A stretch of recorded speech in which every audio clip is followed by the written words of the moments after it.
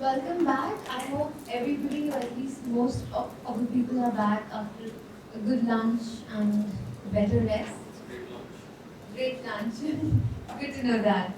Alright, so now we'll move on to the third topic, that is spiritual growth by Rahul Luther, and we should begin now.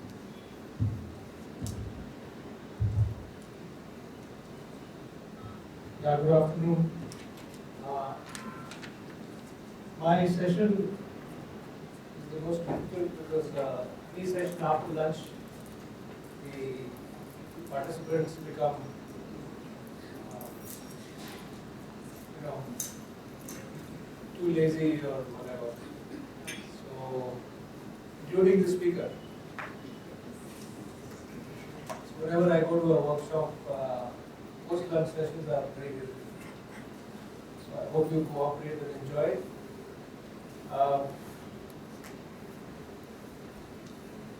This session is about the challenges or the process of recovery. Can you hear me properly or? Yeah? So today's presentation, we will touch upon what is the addict's personality, what does recovery actually mean. We'll talk about how the spiritual approach of the Swiss psychologist Carl Jung and co-founder of Bill W. We'll talk about the change in the addict from self-centeredness to compassion, going beyond self, humility, manipulative aspects, accepting reality, impatience to patience, is emotional management. To earlier we had a morning session on this. Stress management, what does actually staying sober mean, relapse curve, how the recovery begins, irrational thinking, and the common threats to recovery. The topic is of course very heavy, spiritual approach. So I've tried to make it very simple. So what is an addict's personality? An addict is self-centered. That means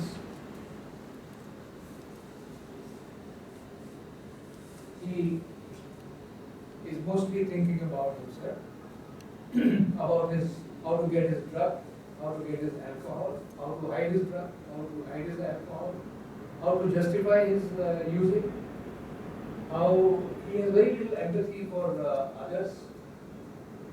He feels very entitled about everything, whether it is money or privileges that he feels that he deserves, and he is the center of the universe. He is very impatient. He is not prepared to work for or wait for the results. He wants everything, and he wants everything right now. He is highly manipulative, basically because, again, to get his way, he wants to distort the reality around him to suit his distorted reality, to make it convenient for him to continue his usage, whether it is manipulating family or friends or employers. He has an irrational belief that he's always right, that others are wrong, and that he has rights and he has no consideration for the rights of others. He's also emotionally unstable. This emotional instability is usually apparent in anger. He's all the time angry. He's angry with others, and we will see what actually lies underneath this. So what does recovery mean? Recovery just doesn't mean stopping using alcohol and drugs. Recovery means bringing about a change in these aspects of the addict's personality. That is the irrational thinking, the selfishness or self-centeredness, and the other aspects we just saw.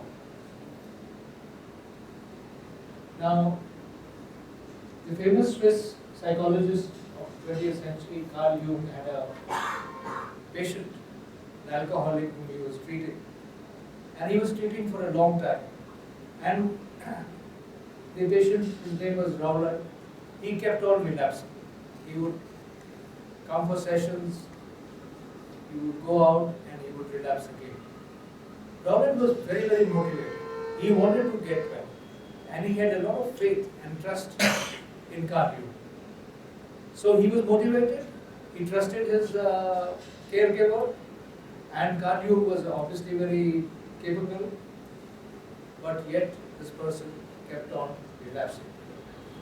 So Carlu said that you're a hopeless case.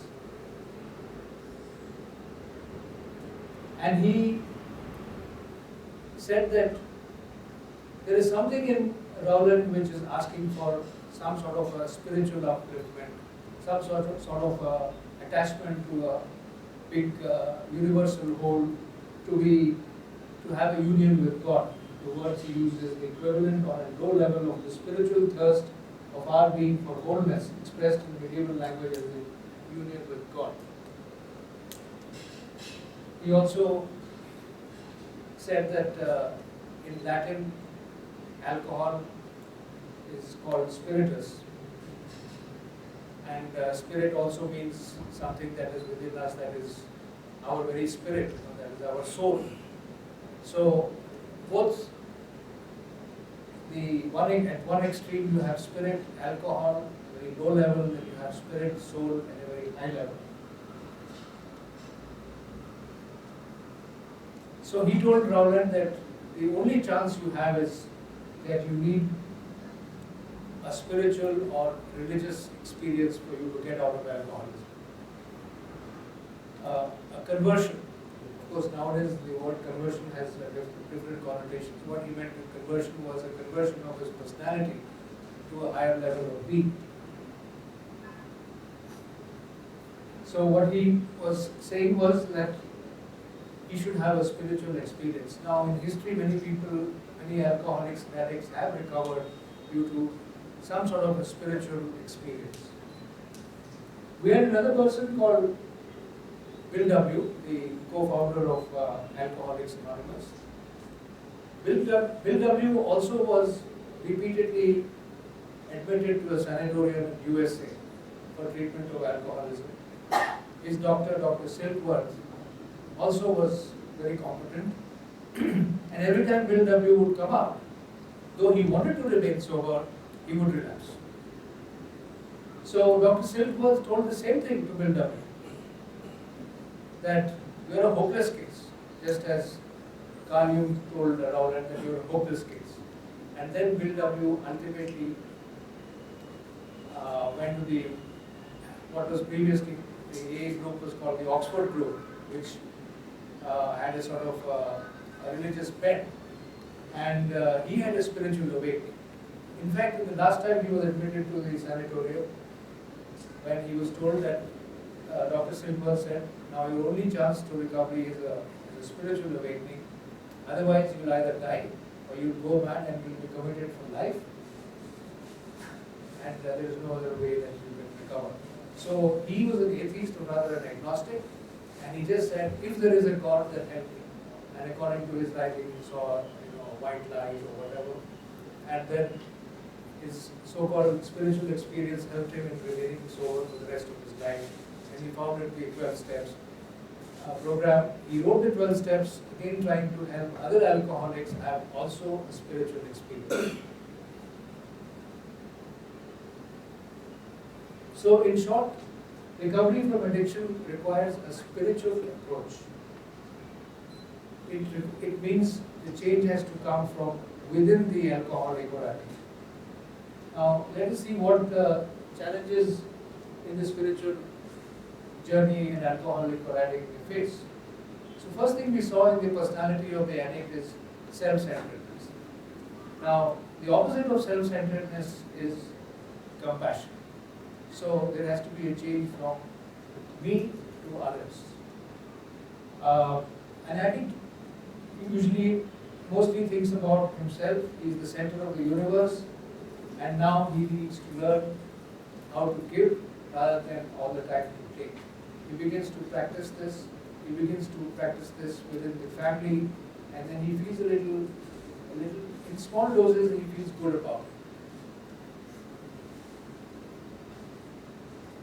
For example, very practical term, in initial recovery, the the alcoholic or addict and their wife, they want to go outside for dinner. So the addict wants to go to a place where he can eat kebabs. And the wife may want to go where she can have Chinese. So the addict will try everything to manipulate her or force her to take her for kebabs. So if he once lets go and goes for Chinese, says, okay, I will go where you say, then he will find that she's happy, she's more interactive, and there's general well-being, there's happiness all around, and then he feels good about it. So by giving, then he spreads general goodness around him, a sense of well-being, and that's the reward he gets, so it is reinforced. I'm just giving an example of what it may happen with children or parents or whatever. So, in a way, to come out of self-centeredness is nothing but going beyond the confines of oneself. Also, the addict always feels that he's right. So, sometimes the beginning of this process starts with, I may be wrong. Not I am wrong, but I may be wrong. Therefore, the other persons may be right. Also, I am not the most important people. Other people also have feelings, they have desires, and it's not always very necessary for me to fulfill my needs and desires all the time. As I gave that example, once my wife eats Chinese and she's happy, then I also feel a little happy. So my happiness is also very much linked with the happiness of people around me. It's not just that if I fulfill my needs or desires, I feel happy, so everybody else should be happy. It's the other way around. Slowly he begins to earn respect and love of others when he gives. And this joy of giving, whether it is time, whether it is giving in and accommodating their desires or needs, or whatever, giving not just money. So when he starts feeling worthy of himself. So he gives rise to some sort of self-worth, and he feels a little joy or celebrating in his own life.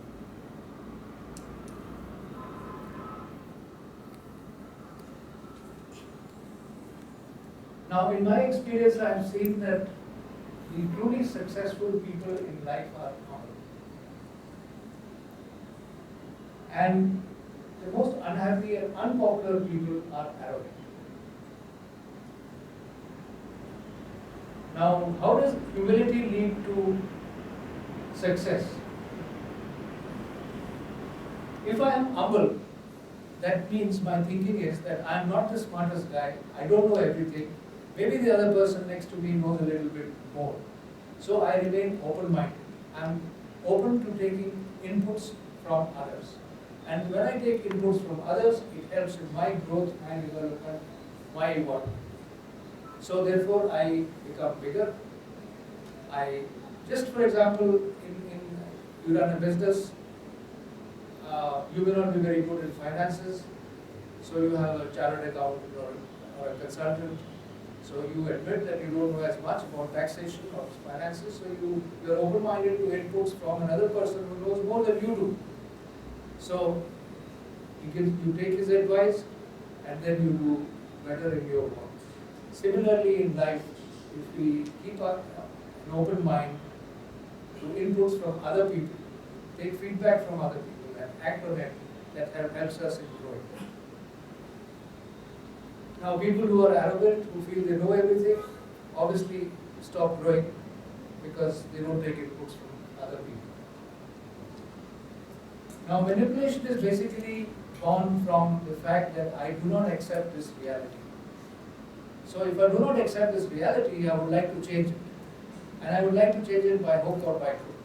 So I manipulate the reality to suit my distorted perspective of reality. Now, manipulation is basically dishonest. Manipulation means I do not accept the facts for what they are. So I would like to change the facts.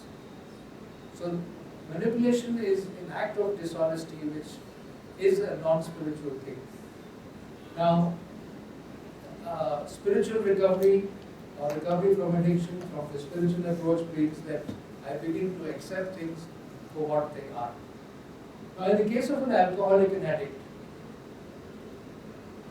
when he accepts the fact that he is an alcoholic or addict, that itself is a big step towards honesty. Usually, alcoholics and addicts in initial stages have what is called denial.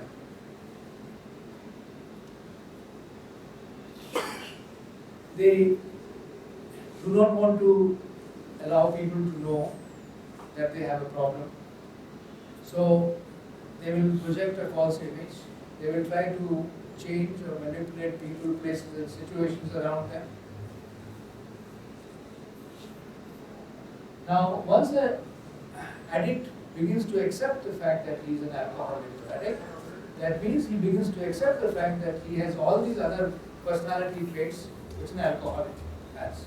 That is self-centeredness, manipulation. He also accepts the fact that since he has been using alcohol and drugs, therefore he must have caused some damages in his life. Damages emotionally, socially, interpersonal relationships, financially. So he doesn't have to project anymore that everything is fine. So he begins to see the reality around him. He begins to see the damage caused to, for example, his parents, his wife, his children, around him too. So he becomes more open-minded towards repairing the damage in whichever way he is recommended. So once the acceptance of reality comes, also he has to no longer manipulate. And to constantly manipulate is very stressful. So once I accept the fact that, yeah, I got a problem, I have caused a lot of problems for others, then it becomes very comforting and he can focus now his energy on recovery rather than manipulation and denying the fact that he has a problem. As the saying goes, that I cannot change the wind, but I can adjust my sails. So the problem is within me. I can do something about it. I can bring about a change in myself. The wind is going to blow in any case. I cannot change that.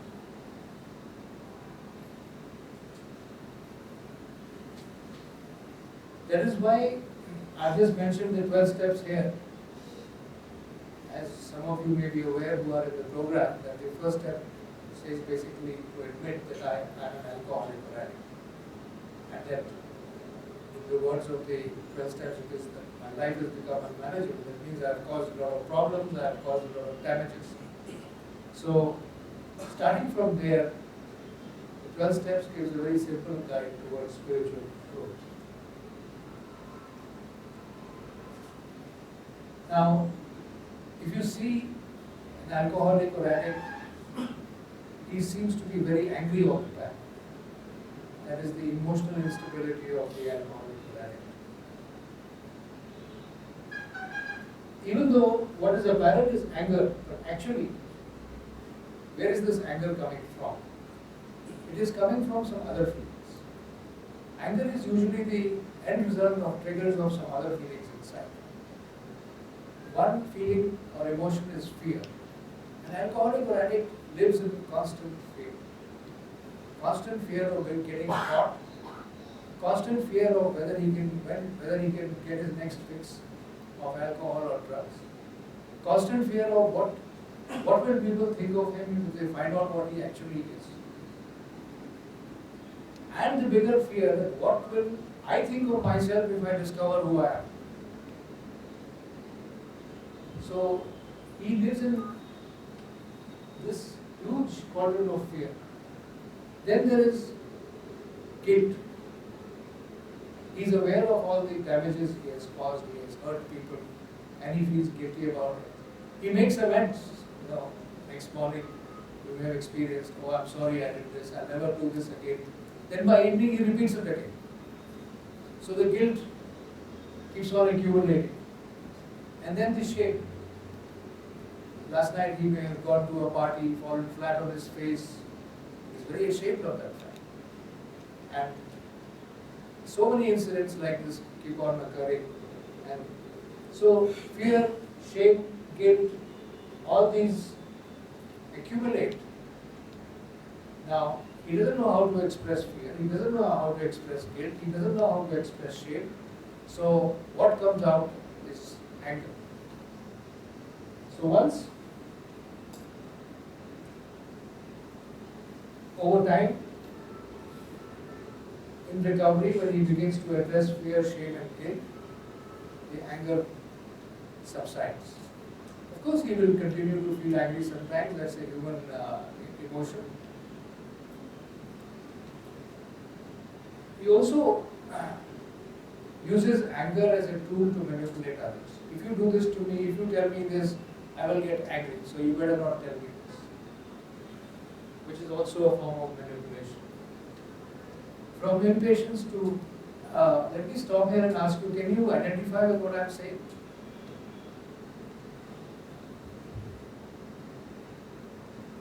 Sumit? Can you be a bit more vocal and less fearful? No, I can. One through. Sunil? I am sorry. Yes, I can identify the part with the Where's the mic? fear.